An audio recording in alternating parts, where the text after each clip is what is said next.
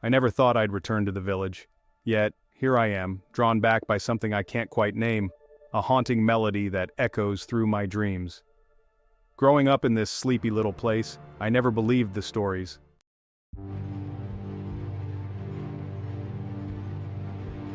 The legend of La Llorona was something the old folks whispered about on stormy nights, a ghost story to frighten children.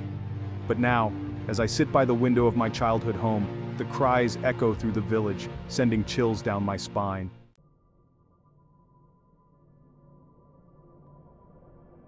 It began 3 nights ago. At first it was just a faint sound in the distance, barely distinguishable from the rustle of leaves or the call of an owl. But then the cries grew louder, more desperate, like the wailing of a heartbroken mother. The village is on edge, fear lurking in every shadow. They say that those who follow the cries never return. I first heard about the disappearances from my uncle, a man who has lived here all his life. He spoke of the night Javier, a local farmer, vanished. Driven by curiosity or madness, no one knows, Javier left his home after sunset following the cries. He was never seen again. Now his wife is left alone, her eyes hollow, as if the life has been sucked out of her. The air is thick with unease, the kind that seeps into your bones and makes your heart pound in your chest. As the village historian, I feel compelled to uncover the truth. Could it really be La Llorona? The weeping woman, cursed to wander the earth in search of her lost children?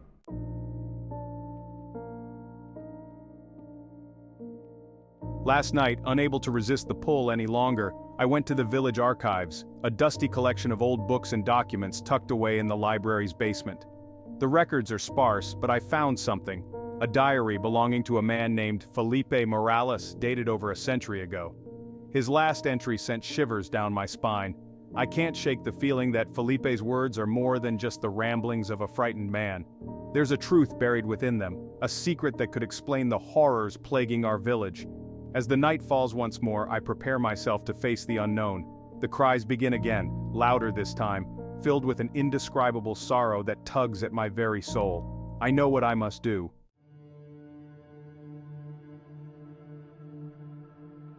I grab my flashlight and head out into the night, my heart pounding in my chest. The air is cold and still, every sound magnified tenfold in the silence. As I walk through the village, the cries grow louder, leading me toward the woods at the edge of town. The path is overgrown, the branches reaching out like skeletal fingers, grasping at my clothes. I push forward, driven by a mix of terror and determination. Suddenly, a figure appears in front of me, a woman in a white dress, her face obscured by a cascade of dark hair. Her sobs are heart-wrenching, filled with a pain that seems to pierce through me. I freeze, my breath catching in my throat. The stories are true. She is real. La Llorona stands before me, her eyes glowing with a malevolent light. For a moment, time seems to stop, and all I can hear is the pounding of my heart. Then she lets out a scream, a bone-chilling wail that sends me stumbling backward. The flashlight slips from my grasp, the light flickering as it hits the ground. In that brief moment of darkness, she vanishes, leaving me alone in the woods with the echoes of her cries still ringing in my ears. I run, adrenaline pumping through my veins, the terror unlike anything I've ever felt before.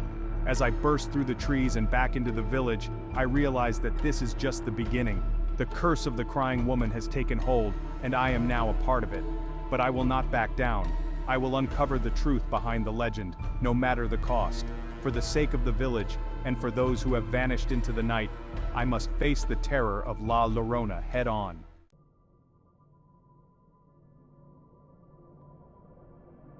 The morning after my encounter in the woods, the village feels different. There's a tension in the air, a sense that the cries of the night are only the beginning of something much darker. The villagers gather in hushed groups, whispering about the recent disappearances. I can see the fear in their eyes, the way they glance over their shoulders as if expecting to see her lurking in the shadows. I've been unable to shake the image of La Llorona from my mind, the way she appeared in the woods, her cries echoing with an otherworldly sorrow. Determined to learn more about the curse that grips our village, I head back to the library, hoping to find more clues in Felipe Morales' diary. As I sift through the dusty pages, I uncover more entries that paint a chilling picture of the past. Felipe wrote of strange occurrences that plagued the village, stories that mirror our own. His words are filled with dread, detailing how he and others attempted to confront the curse, only to find themselves caught in its web. "We thought we could stop her," Felipe wrote, but the cries only grew louder. "She seeks what was lost, and those who try to stand in her way are doomed to join her in eternal despair." His final entry is a warning, a plea for those who come after to heed his words and avoid the fate that befell him. I can feel his fear seeping through the pages, a testament to the terror he faced. But there is something more, a hint of hope hidden within his despair. Felipe believed there was a way to break the curse, a secret buried somewhere within the village, waiting to be uncovered.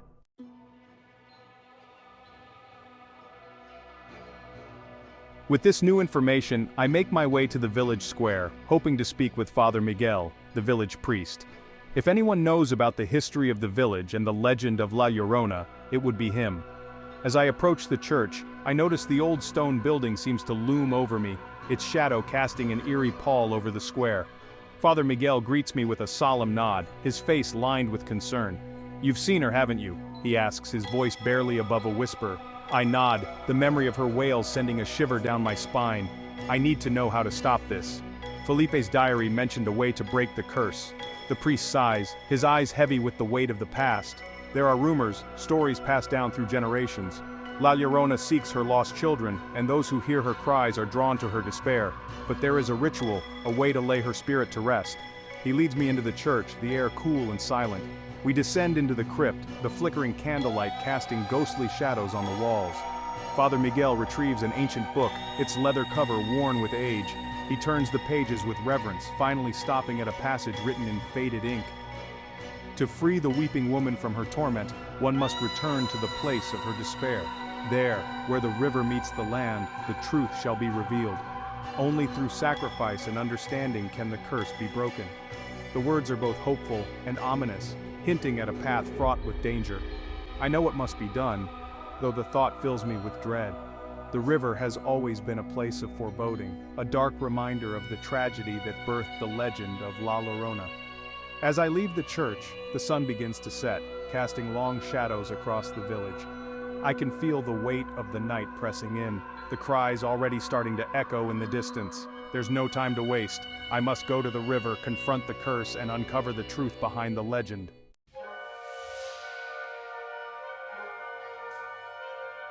I gather my courage and set out towards the river, my heart pounding with every step. The path is overgrown, the air thick with the scent of decay.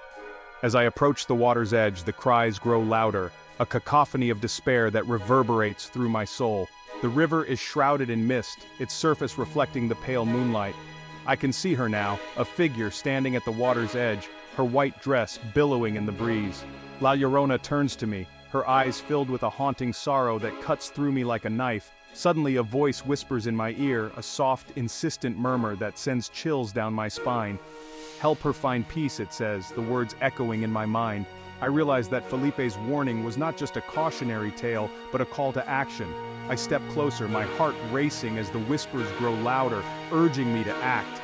But before I can reach her, the ground shifts beneath my feet, and I fall, plunging into the icy depths of the river. The water closes over my head, and for a moment everything is silent.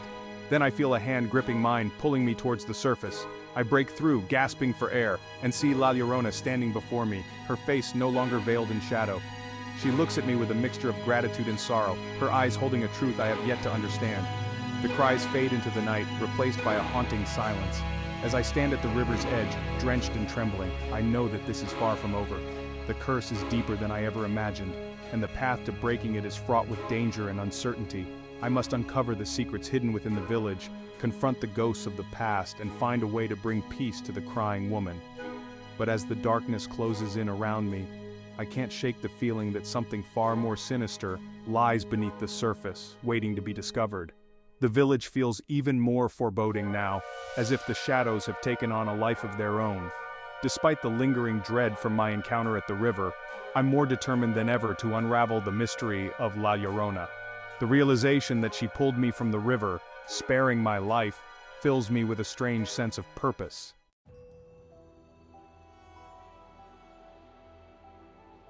I decide to visit Maria, the village's oldest resident, known for her knowledge of folklore and the secrets hidden in our past. Her small cottage is nestled at the edge of the village, surrounded by a wild tangle of ivy and blooming nightshade. As I approach, the air is filled with the scent of herbs and old wood, a comforting yet unsettling reminder of the history that clings to this place.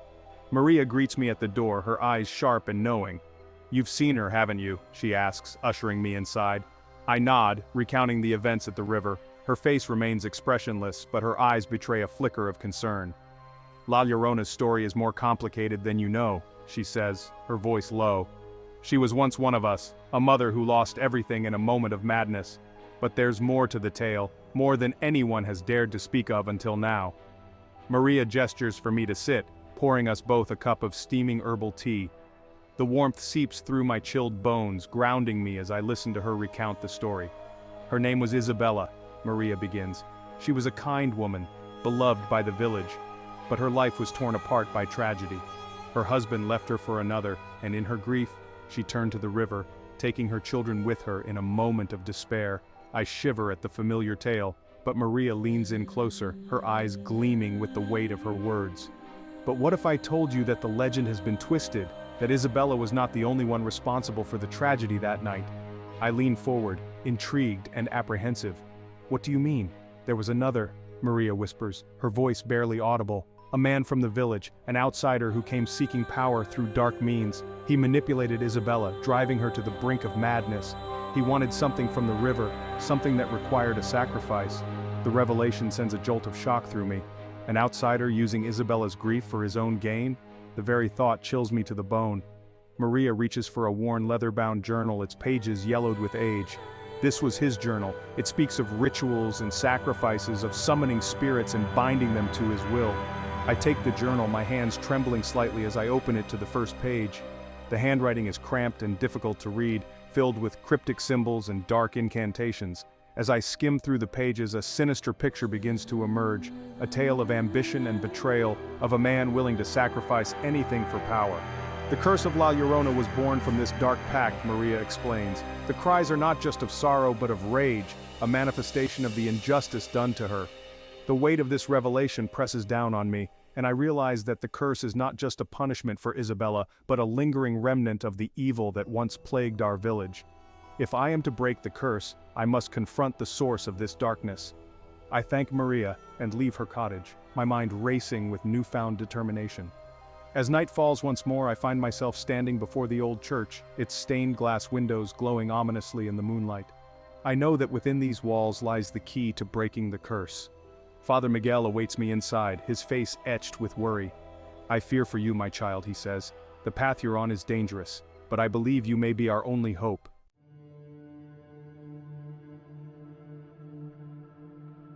Together, we delve into the church's archives, searching for any record of the outsider who brought this darkness upon us. Hours pass, and just as hope begins to wane, I find a document detailing the arrival of a stranger in the village over a century ago. His name was Alejandro Cortez, a scholar who claimed to study local legends and folklore. But the document hints at something more sinister, a series of strange events that coincided with his arrival, leading up to the night of Isabella's tragedy. "Alejandro was the one," I whisper, the pieces falling into place. "He manipulated Isabella, drove her to the river, and set this curse in motion." Father Miguel nods gravely, his expression one of resigned understanding. "If we are to end this, we must undo what he did. We must find a way to free Isabella's spirit and sever the bond that ties her to this world." The enormity of the task ahead looms over me, but I am resolute. As the night deepens, the cries begin once more, filling the air with their haunting lament. But now, they are different, charged with an urgency that spurs me into action.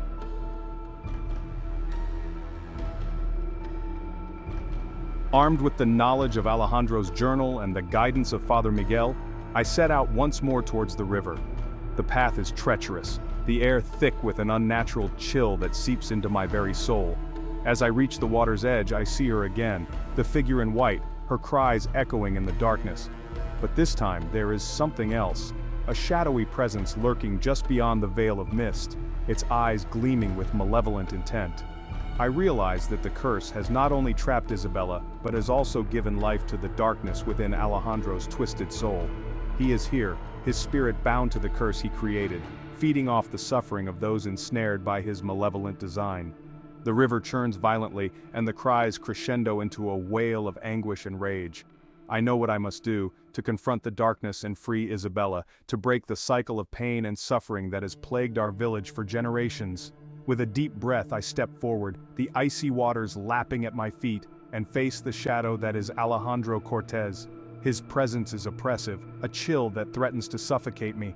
But I am not alone. I can feel the strength of the village behind me, the hope of those who have vanished, urging me to fight back. I raise the journal high, invoking the words of the incantation written by Felipe, a ritual meant to banish the darkness and restore balance. The shadow recoils, its form twisting and writhing as the words take hold. Isabella's cries shift, becoming a mournful harmony that rises above the cacophony. I sense her spirit reaching out, seeking release from the curse that binds her. The air crackles with energy, the very fabric of reality warping as the ritual reaches its climax. I feel a surge of power, a light blossoming within the darkness, pushing back against Alejandro's malevolent spirit.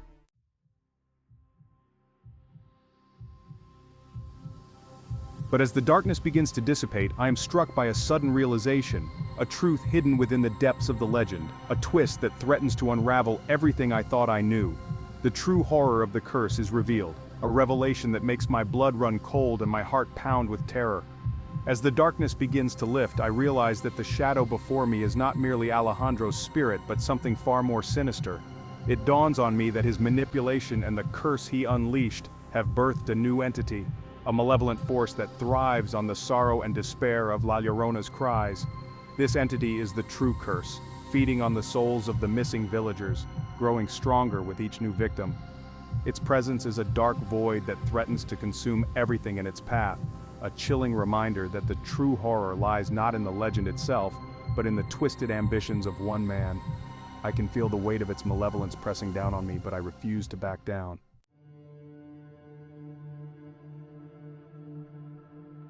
Armed with the knowledge and the ritual that Felipe and Father Miguel have entrusted me with, I prepare to face the entity head-on.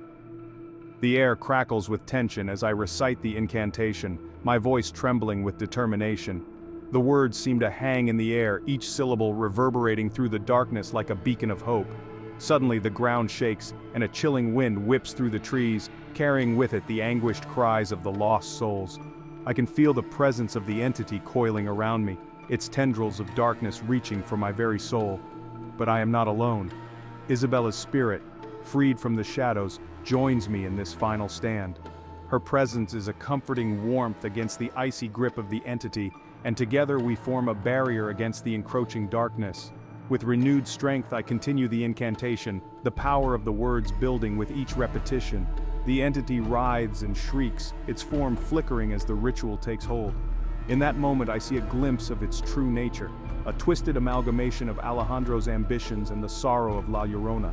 It is a creature born of grief and greed, a testament to the dark potential within the human soul. But even in the face of such horror, I refuse to falter. The ritual is our only hope, and I pour every ounce of my strength into the incantation, willing the darkness to release its hold on our village. The ground shakes violently, and the air crackles with energy as the entity begins to unravel, its form collapsing under the weight of its own malevolence. The cries of the lost souls rise to a crescendo, a haunting chorus that fills the night air. And then, as suddenly as it began, it is over. The darkness dissipates, leaving behind a profound silence. I feel the tension in the air release, a weight lifting from my shoulders as the curse is finally broken.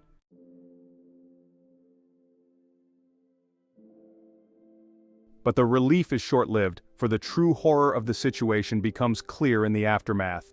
The entity, in its dying moments, unleashed one final act of vengeance, a shockwave of energy that ripples through the village, leaving behind a chilling reminder of the curse's legacy. I look around, my heart sinking as I see the devastation left in its wake. The village is in ruins, its once vibrant heart reduced to a ghostly shell. The cries of La Llorona have faded, but their echoes linger, a haunting reminder of the tragedy that birthed them. In the end, we are left with a village forever changed, its people scarred by the horrors they have witnessed.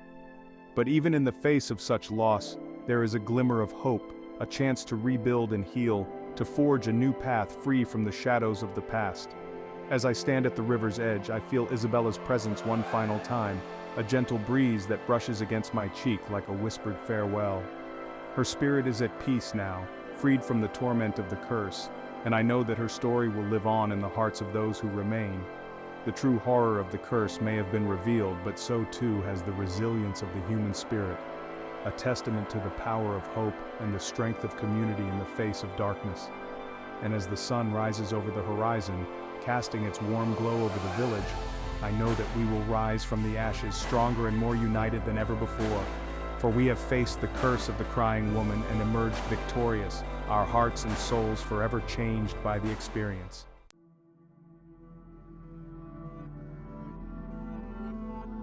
Thank you for joining me on this journey through the haunting tale of La Llorona. Stay tuned for more chilling stories from Mr. Scary Stories, where the darkest legends come to life in ways you never imagined.